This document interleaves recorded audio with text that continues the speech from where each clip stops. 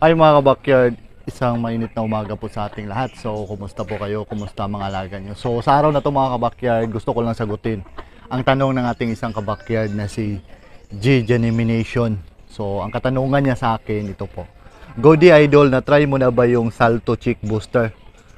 Humanap kasi ako ng alternative para sa mga seeds. Sobra na kasing mahal. Sa katanong ko din, na-try mo na ba Pure Chick Booster? Lang sa mga kits, wala na seeds. Maraming salamat sa sagot, Idol. So, ang topic natin for today mga backyard is yung katanungan ng ating isang subscribers patungkol sa chick booster. Kung pwede ba siyang ibigay lahat sa ating mga alagang ibon na wala ng mga seeds na ibinibigay. So, wag na nating patagalin mga kabakyard. Excited ang topic natin for today.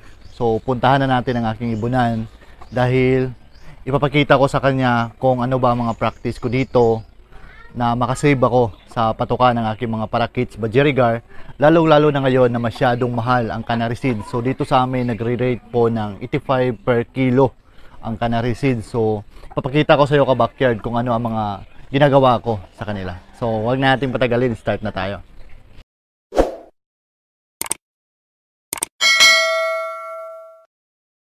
So, nandito na ako ngayon mga ka-backyard sa aking munting ibunan. So, update ko muna sa inyo ang aking cocktail dahil nakababa na pala yung mga anak nila. So, ayan po yung mga anak nila.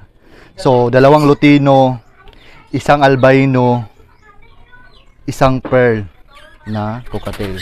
So, ayan po yung mga anak nila nakababa na. At saka ang parents po dito is itong yellow face, gray, and then itong albino. So, ganito po kaganda mga ka-backyard ng kanilang mga anak na inilabas sa akin. Nakabigay po sila ng 4 na mga painakay at saka nag-start na pong kumain ng mga seeds ang 4 na mga painakay na to. So, wag na natin patagalin mga ka-backyard, start na tayo sa topic natin. So, ito yung mga ginagawa ko sa aking mga parakit Budgerigar. So, ayan po sila. So, ang sagot ko sa katanungan mo, Idol, sa pagbibigay ko dito sa kanila, hindi ko winawala ang canary seeds dahil ito talaga nakasanayan ng ating mga ibon.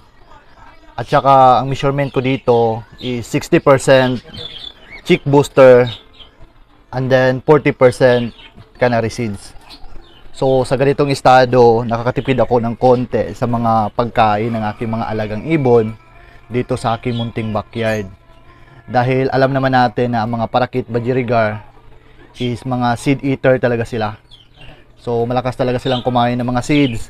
So ngayon Idol, ipapakain ko na sa kanila ang aking measurement patungkol sa katanungan mo kung pwede ba na chick booster na lang lahat. So ang sagot ko dyan Idol is hindi pwede dahil maaari po magkasakit ang ating mga alagang ibon pag tinanggal mo ang canary seeds na nakasanayan nila. Ibinahagi ko sa yung idea ngayon Genimination is yung practice ko dito at nakasanayan ko na sa aking mga alagang ibon kung paano ako nakatipid sa pagpapakain ng seed sa kanila. So ngayon mamimigay na ako ng pagkain sa aking mga alagang parakit Budgerigar na Prillback Hago at saka yung mga double crested na parakits. So, ayan po sila. So, kitang-kita mo naman ka-backyard. Malakas din silang kumain ng mga chick booster na ibinigay ko sa kanila. So, ang sagot ko sa iyo ka-backyard, hindi mo pwedeng bigyan ng puro chick booster na lang yung alaga mong ibon dahil mahal ang patuka. So, ang ma-advise ko sa iyo na proven and tested ko na ginawa ko dito sa aking ibunan is dapat pag once nagbibigay ka ng chick booster, nasa 60% ang chick booster and then 40% ang canary seeds. So sa ganung estado, hindi pa rin nawawala ang canary seeds sa ating mga alagang ibon. So kung gusto mo talaga makatipid ka backyard, dapat magbigay ka ng mga gulay sa kanila 3 times a week. So nagbibigay ka ng dahon ng alugbati, dahon ng kangkong, tsaka pichay, and then nagbibigay ka ng talbos ng kamote. So, sa ganong estado ka backyard, makakatipid ka sa canary seeds sa iyong mga alagang ibon. Dahil nga, mas kilala natin ang parakit Budgerigar na isa sa mga seed eater na ibon.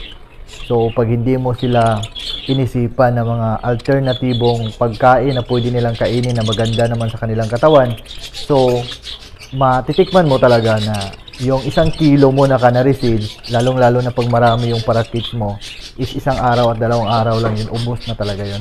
So ito na yung sagot ko sa katanungan mo, JJ Genomination, patungkol sa pwede nga ba na chick booster lang ibigay sa ating mga laging ibon. So ang final ko na sagot dyan, ka-backyard, hindi ka pwedeng magbigay ng puro chick booster lang. So dapat magbibigay ka rin ng canary seeds sa kanila, kahit 40% out of 100% na bibigay ka sa kanila, dahil hindi mo pwedeng tanggalin ang canary seeds na nakasanayan ng ating mga parakit budgerigar, dahil pwede po nila yung ikamatay. So dito na magtatapos ang vlog ko mga ka-backyard. Maraming salamat sa panonood. Don't forget to like, share, and subscribe para lagi kayong updated sa mga ilalabas kong videos patungkol sa aking mga alagang ibon dito sa bahay.